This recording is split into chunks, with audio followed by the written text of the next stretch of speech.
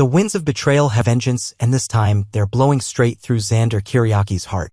It all starts when Xander stumbles upon evidence that points to a massive corporate forgery involving Phillip. It's revealed that Vivian will be the one to tell Xander about the Victor forgery. Xander will be devastated when Phillip steals another half of his fortune. What makes the situation even more unbearable for Xander is the realization that Sarah knew all along. In a misguided attempt to protect Phillip and perhaps shield Xander from another family war, Sarah conspired with Phillip and Kate Roberts to keep the truth hidden. She believed she was doing the right thing, that sparing Xander the truth would save him from spiraling into one of his infamous rages. But she underestimated the one thing Xander despises more than betrayal: being lied to by someone he loves. A love on the brink. The confrontation is explosive.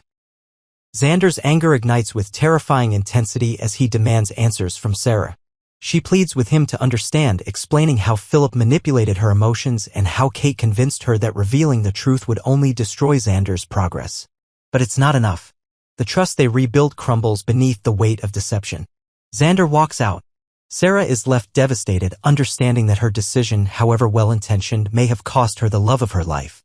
Maggie Horton Kiriakis, ever the matriarch trying to hold her family together, finds herself torn between comforting her daughter and confronting her volatile son-in-law.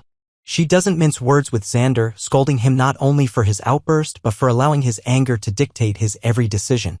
And Maggie's disappointment cuts deeper than Xander expects. The path to redemption. Therapy, soul-searching, and a fractured family realizing that his fury has isolated him from everyone he loves. Xander does something unexpected. He seeks help. At Maggie's insistence and with his own mounting guilt, he turns to Dr. Marlena Evans for counseling. Marlena, with her calm demeanor and steady insight, becomes a much-needed anchor in Xander's chaotic world. In their sessions, Xander peels back the layers of his rage. He admits that much of his fury stems from fear of losing Sarah, fear of repeating the violent tendencies of his past, and fear that he'll never be truly accepted as a good man. Marlena helps him see that his need for control and his explosive reactions are tied to deep wounds from his upbringing and unresolved insecurities. Meanwhile, Salem faces another threat.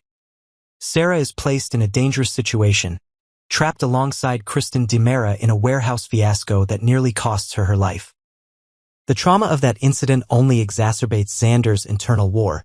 He becomes obsessed with hunting down the person responsible, blurring the line between justice and vengeance. Marlena reminds him that choosing violence will only reaffirm everyone's worst fears about him and could cost him Sarah for good. The return of Phillip and an unlikely reunion. Months pass. Phillip, disgraced and banished after his forgery was exposed, makes a quiet return to Salem in early fall. His goal isn't just redemption, it's reconciliation. He wants a chance to repair his fractured relationship with Xander, a man who, despite their lifelong rivalry, is still his family. He also wants to rebuild his reputation in the corporate world, and surprisingly, it's Xander who eventually gives him that opportunity. Much to the shock of those around him, Xander, now calmer, more introspective, and in control of his emotions, rehabilitates Phillip by rehiring him at Titan. It's a risky move, one that Maggie and others initially oppose. But Xander insists that offering Phillip a second chance is not a sign of weakness, but of strength. He has learned through therapy that holding on to bitterness only perpetuates pain. Sarah, seeing the man Xander is becoming, begins to believe that maybe their love isn't lost. Her own remorse weighs heavily on her heart, and she makes a grand gesture, a public apology at the Titan shareholder meeting, where she lays bare her role in the cover-up and asks for forgiveness, not just from the board, but from Xander himself. Healing hearts, one step at a time. In a quiet moment later that evening, Sarah finds Xander alone at the Kiriakis mansion. He doesn't lash out. He doesn't accuse. Instead, he listens. She tells him how deeply she regrets lying to him and how her fear of his reaction was rooted in love, not betrayal. Xander, holding back tears, finally tells her that he understands. He's still hurt, but he's also changed. Therapy has given him tools, but real love, has given him purpose. They decide to start over, not with declarations of everlasting perfection, but with a promise. To be honest, even when it's hard. To support one another, even when the truth stings. And to build a future not on secrets, but on trust.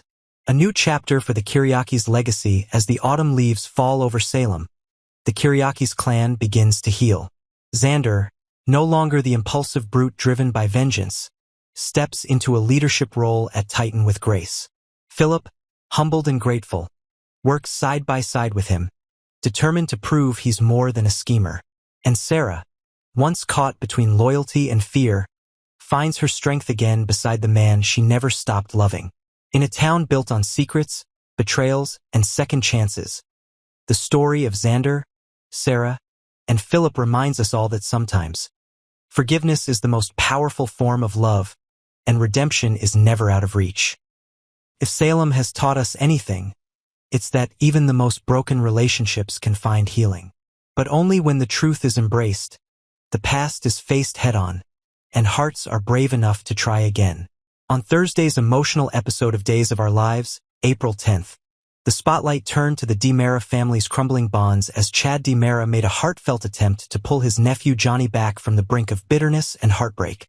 As Salem reels from recent explosive headlines and shocking betrayals, one quiet moment between family members became the centerpiece of a stirring, soul-searching episode. The episode opened at Abe and Paulina's home, where a troubled Johnny DiMera sat alone, his eyes fixed on an article from The Spectator. The weight of recent events was all over his face. Not only the chaos of his family's misdeeds, but the deeply personal pain of a betrayal that cut close to his heart.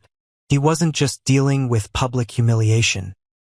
He was reckoning with the discovery that his own father, E.J. DiMera, had deceived his mother, Sammy Brady, and that nearly everyone in his life knew and kept it from him. Johnny's thoughts spiraled back to a moment of intense regret. The time he took Roman's gun. The implication was clear. He had considered taking matters into his own hands. The gun, the rage, the helplessness. They all lingered like a storm threatening to erupt. That's when a knock at the door jolted him back to the present. It was Chad DiMera. Chad, whose own life has been a whirlwind of grief and resilience since Abigail's tragic death, entered the room with a careful blend of concern and determination. As he sat beside Johnny on Abe and Paulina's couch, it was clear he wasn't just there for a casual check-in. He had something on his heart, and he wasn't going to leave until he said it. "Why haven't you gone to the hospital yet?" Chad asked, referencing EJ, who was lying in critical condition after the recent shooting. Johnny's response was as cold as it was honest. "Maybe I don't care if he lives or dies," he said flatly. The pain in his voice wasn't masked. It was raw, cutting, and heartbreaking. Chad's first instinct was to apologize. He assumed Johnny's anger came from the article that had been published about the DiMeras, a scandalous expose that had sent shockwaves through the town. But Johnny quickly corrected him. This wasn't about public disgrace. It was personal. It was about the failed adoption, a painful experience that reopened old wounds, and more than that, it was about discovering the truth of what EJ had done to Sammy. A betrayal that wasn't just news to Johnny. It was a betrayal of trust, family, and love. Johnny's voice cracked with disbelief. "Everyone knows but me?" he asked. Chad, caught between honesty and diplomacy, could only nod. He explained that those who knew were simply trying to protect Johnny, not hurt him. But to Johnny, that felt like another betrayal. Even Sammy, his mother, had distanced herself, ignoring his calls and leaving him to navigate the emotional wreckage alone. It wasn't just about what EJ did.